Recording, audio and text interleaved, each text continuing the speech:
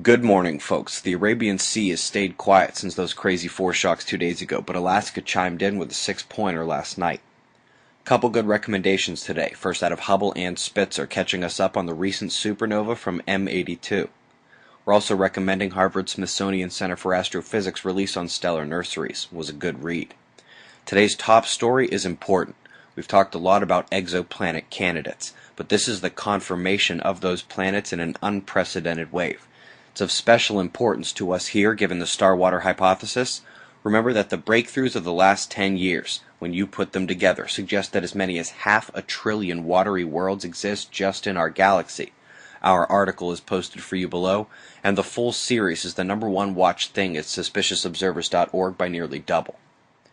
Starting weather watch in the East Pacific, where the drought zone is happy to see the arrival of that precip from the low we've eyed for 4 days now. Will be heavy in some spots. Meanwhile, the eastern portion of the country is waiting for the latest stratosphere-driven cooling to go away.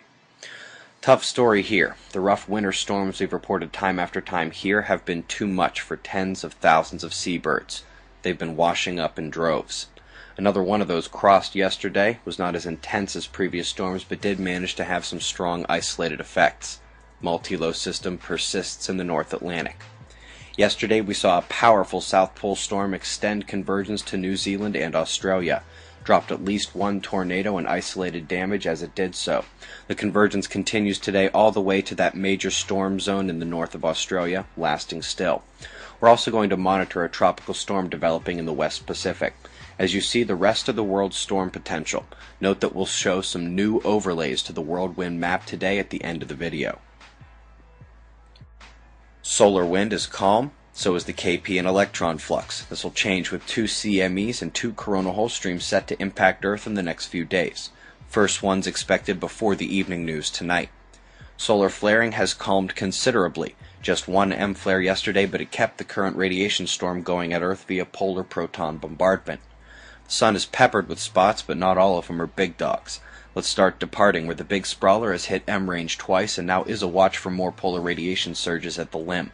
Meanwhile, the incoming groups pose the geo-effective CME threat. We see solid bipolarity in both groups, but smaller umbras with no penumbral mixing. The beasts incoming down south are much bigger in terms of umbral core. They have a lot more magnetic power and some delta class. I believe I spot 2 deltas there.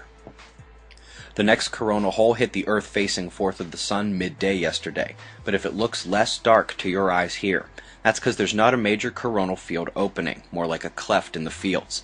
And the umbral magnetics appear wanting to block that opening too. That's them in orange. Last thing to watch is the big plasma filaments on the disk. They're equally eruptive surface and coronal features to the sunspots. New additions to the current conditions and shots of our star to close. Eyes open. No fear. It's 6:35 a.m. Eastern Time, and that's the news. Be safe, everyone.